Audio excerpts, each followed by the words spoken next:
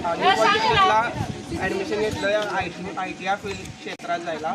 पण या व्हिजिटनंतर सरांच्या बोलण्यातून म्हणजे सरांच्या बोलण्याचं इन्स्पिरेशन म्हणून आता आमचा इंटरेस्ट इलेक्ट्रॉनिक्सकडे जास्त आहे.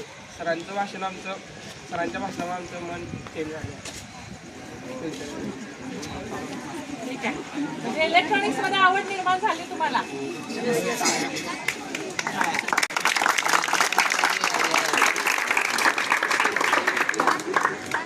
आणि कोण बोलणार आहे? छोट्यातल्या छोट्या गोष्टी मला सांगितलं, कोणती गोष्ट कशी करतात, ती कशासाठी यूज होतो हे एक्सप्लेन छान पद्धतीनं आणि आम्हाला समजेल अशा भाषेमध्ये ते तुम्ही एक्सप्लेन केलं. त्यासाठी थँक्यू. तुम्ही जे जे बोललात ते खूप मनापासून ऐकलं आणि समजून पण घेतलं.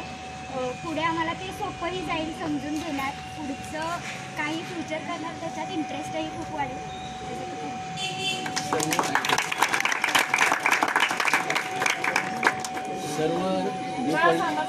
सर्व न्यू पॉलिटेक्निकचे गुरुजन आणि न्यू पॉलिटेक्निकचे सर्व स्टाफ मेंबर आणि आता आलेल्या सर्व विद्यार्थ्यांचे मी प्रथमेश इलेक्ट्रॉनिक्सच्या वतीने स्वागत करतो. त्यांनी आमच्या या फर्मसाठी व्हिजिटसाठी आमची फर्म चॉईस केली त्याच्यात पहिल्यांदा मी त्या सर्वांचं अभिनंदन करतो. आणि मला माझ्या अनुभवाचे बोल या सर्व विद्यार्थ्यांना देण्यासाठी प्रवृत्त केलं.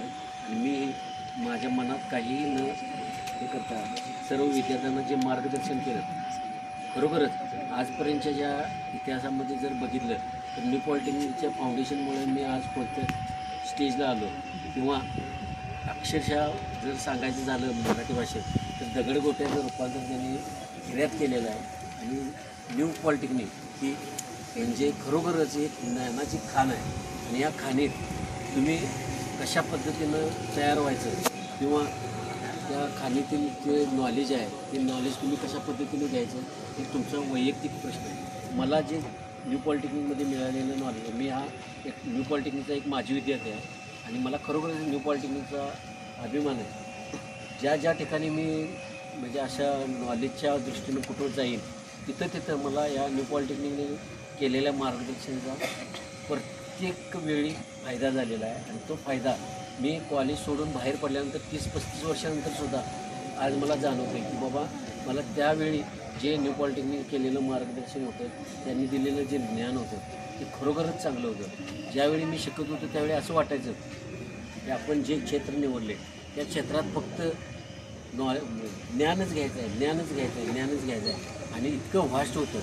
समुद्रासारखं जे इलेक्ट्रॉनिक क्षेत्र आहे त्या क्षेत्रात, समुद्रात कसं पट्टीचं पोहणार असेल तर टिकतं, तसंच हे इलेक्ट्रॉनिक क्षेत्र असं आहे की तिथं खरोखर तुमचं जर नॉलेज असेल तर तुम्ही टिकू शकता. आणि हे नॉलेज प्रत्येक बाबीमध्ये वेगवेगळं आहे आणि ते त्यांनी न्यू पॉलिटेक्निकने मला द्यायचा प्रयत्न केला. त्याच्या प्रत्युत्तर मी तुम्हाला माझ्याकडे जे असेल ते नॉलेज द्यायचा प्रयत्न केला. आणि इथून पुढे सुद्धा न्यू पॉलिटेक्निकचा कोणताही विद्यार्थी आला आणि मला सर तुमच्या प्रोसेसमध्ये भाग घ्यायचा आहे, मला प्रोसेस समजावून सांगा किंवा मार्केटमध्ये आता काय चाललं आहे, काय पाहिजे आहे आणि काय करायला पाहिजे याच्याबद्दल जर मार्गदर्शन पाहिजे असेल तर मी कोणत्याही परिस्थितीत या विद्यार्थ्यांना द्यायला कटिबद्ध आहे. असं मी 2 शब्द सांगितले तुम्हाला की तुम्ही माझ्याकडून घेतलेलं नॉलेज त्याचा तुम्हाला भरपूर फायदा पण होईल. आणि जर तुम्हाला स्वतः डेव्हलप व्हायचं असेल तर डेव्हलपमेंटमध्ये सुद्धा आपण मदत करायला तयार आहे. आणि आपल्या कोल्हापुरामध्ये जर इंडस्ट्रियल डेव्हलपमेंट व्हायची झाली तर इलेक्ट्रॉनिक्समध्ये भरपूर करण्यासारखे आहे. आणि जर तुम्ही करावी अशी माझी या व्हिजिटच्या निमित्ताने तुमच्याकडून अपेक्षा राहील आणि तुम्ही कराल ही सुद्धा मला अपेक्षा वाटते आणि करावी अशी माझी इच्छा आहे. न्यू पॉलिटेक्निकचं नाव आपण आपल्या कोल्हापूर जिल्ह्यातच नव्हे तर राज्यात नव्हे तर टोटल ऑल ओव्हर इंडियामध्ये नावलौकिकास आणावं अशी माझी अपेक्षा मी व्यक्त करून माझी 2 शब्द